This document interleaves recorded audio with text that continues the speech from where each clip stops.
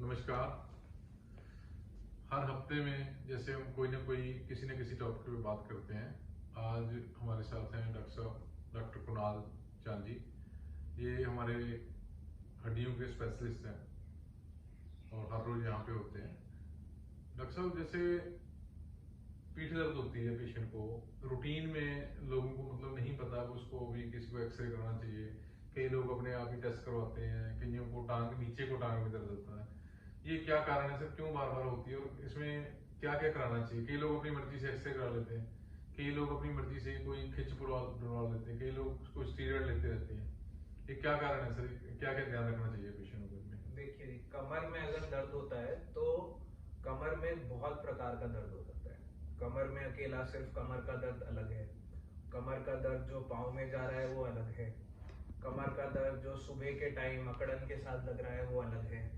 कमर का दर्द जिसमें साथ में जोड़ों में प्रॉब्लम आ रही है, जोड़ों में दर्द हो रहा है और थकावट लग रही है, वो अलग है। तो सबके अलग अलग कारण होते हैं, सबका अलग अलग ट्रीटमेंट होता है। ट्रीटमेंट उस हिसाब से होता है कि आपका सिम्टम क्या है और आपको तकलीफ कितनी है। तो किसी अच्छे डॉक्टर को मिले बगैर किसी टाइप की ट्रीटमेंट स्टार्ट करना सही नहीं होता है। गलत ट्रीटमेंट से नुकसान होने के ज्यादा चांसेस हैं, फायदे होने के कम चांसेस हैं। जैसे डॉक्टर साहब, हम रूटीन में क्या होता है, जैसे सपोज करो हमारे पास ही पेशेंट आता है, कोई मेडिसिन डॉक्टर के पास पेशेंट आता है, वो या किसी भी गांव में डॉक्टर के पास बीएमएस है या आरएमपी, किसी के पास भी वो पेशेंट आता है। बेसिकली क्या है, वो 95% एक ही ट्रीटमेंट से डील करते हैं। अभी इसको पीठ में दर्द है, ज़्यादा से ज़्यादा इसका एक्सरे करा लीजिए जी, इसको फिजियोथेरेपी दे दी, इसको ट्रीटमेंट कर दिया। बेसिकली जैसे आप कहते हैं भी इसके अलग अलग ट्रीटमेंट है, उसमें फिर पेशेंट को कैसे पता चलेगा अभी? देखिए, 95% ऑफ कमर दर्द सिर्फ और सिर्फ मेडिसिन एक्सरसाइज से सही हो सकता है। बट जो बचे हुए 4 से 5% लोग होते हैं जिनको आगे किसी इंटरवेंशन की जरूरत होती है या इंजेक्शंस की जरूरत होती है या किसी सर्जरी की, मिनिमली इन्वेजिव सर्जरी की जरूरत होती है, उनको सही सलाह मिलना बहुत जरूरी है। नहीं तो उनका नुकसान हो सकता है। आगे जाके पीठ दर्द क्रोनिक बन सकता है। लाइफ में आपके पैरों में कमजोरी आ सकती है। पाँव में जो दर्द है वो जितना आप चलेंगे, चलने में तकलीफ बढ़ती रह सकती है।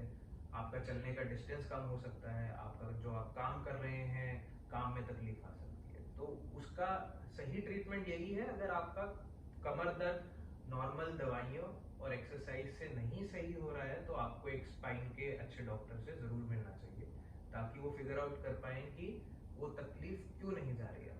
हाँ नहीं, क्योंकि लोगों को आम पता नहीं होता सर, वो दवाइयाँ लेके एक्सरे जैसे, क्योंकि एक्सरे में तो 100% क्लियर नहीं होता सर बिल्कुल। भाई ये चीजें होनी चाहिए। बेसिकली आम लोगों को भी पता नहीं इस चीज का मेरे ख्याल से, क्योंकि रूटीन में भी मैंने देखा, जैसे पेशेंट आ गया जी, फिजियोथेरेपी गाँव में करा ली या हमारे पास करा ली, मैंने तो डॉक्टर साहब ये दवाई खा रखी है ऑलरेडी पहले।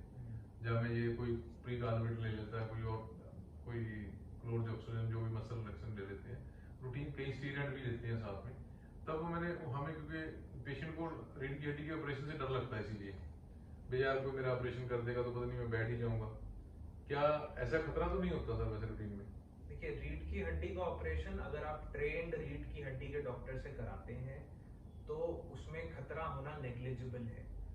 किसी भी ऑपरेशन में साथ में आने वाले रिस्क फैक्टर होते हैं, बट अगर आप किसी स्पेसिफिक स्पेशलाइजेशन के डॉक्टर से अपना इलाज कराते हैं तो कोई भी कॉम्प्लिकेशन, कोई भी रिस्क फैक्टर मिनिमल से मिनिमल होता है।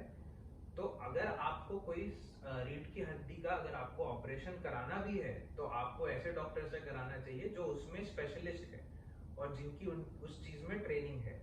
उसके आगे ट्रेनिंग में भी आगे सब स्पेशलाइजेशन आ गई है। मिनिमली इन्वेजिव स्पाइन सर्जरी आ गई है, छोटे चीजों से स्पाइन सर्जरी करना जिससे आपका जल्दी से जल्दी रिकवरी हो, जल्दी से जल्दी आप अपने काम पे वापस जा पाए। उस टाइप की भी स्पाइन सर्जरी आ गई है और अब अभी हमारे पास गुरुदेव हॉस्पिटल में भी इस टाइप के हमारे पास फैसिलिटीज अवेलेबल हो गई है। तो स्पाइन सर्जरी के लिए आपको डरना नहीं चाहिए, पहली चीज। दूसरी चीज, 95% ऑफ द लोग बिना सर्जरी के सही हो जाते हैं। हाँ बिल्कुल सही बात है। हाँ, कई बार ये भी होता है, कई बार पॉसिबिलिटी मतलब ठीक होने की होती है, पेशेंट डर के मारे भी नहीं डर के करते। मारे नहीं आते। हाँ, कई बार किसी को टीबी डिटेक्ट हो जाती है, किसी को कुछ हो जाता है ना, ट्यूमर भी होता है कई बार, है ना, अलग अलग ही होता है सर, है ना, बिल्कुल। क्योंकि पेशेंट को नहीं पता होता। तो इसका मैं एक बहुत सिंपल एनालॉजी दूंगा कि आप किसी रेलवे स्टेशन में गए और आपको पता नहीं है कि आपने ट्रेन कौन सी पकड़नी है, दिल्ली की पकड़नी है, बैंगलोर की पकड़नी है, जयपुर की पकड़नी है, कोलकाता की पकड़नी है, पहले आपको पता करना है कि आपको ट्रेन कौन सी पकड़नी है। तो जब तक आपको पता ही नहीं कि आपको तकलीफ क्या है, उसका इलाज सही नहीं हो सकता। तो तकलीफ पता करना ही एक अच्छे डॉक्टर की सबसे प्राइमरी जॉब होता है।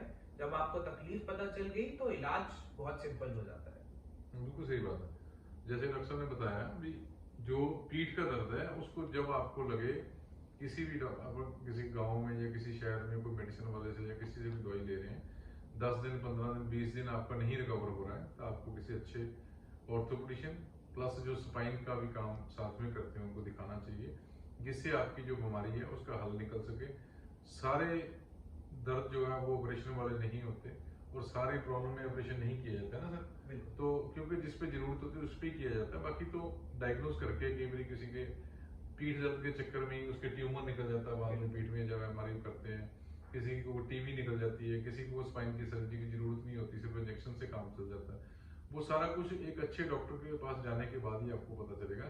इसलिए आपने पीठ दर्द को जो थोड़ा बहुत ठीक हो गया ठीक है, अदरवाइज नहीं ठीक होता है, 10-15 दिन 20 दिन नहीं रिकवर होता, बार बार होता है, तो आपको एक अच्छे डॉक्टर को दिखाना चाहिए जिससे आपकी हेल्प ज़्यादा से ज़्यादा हो सके।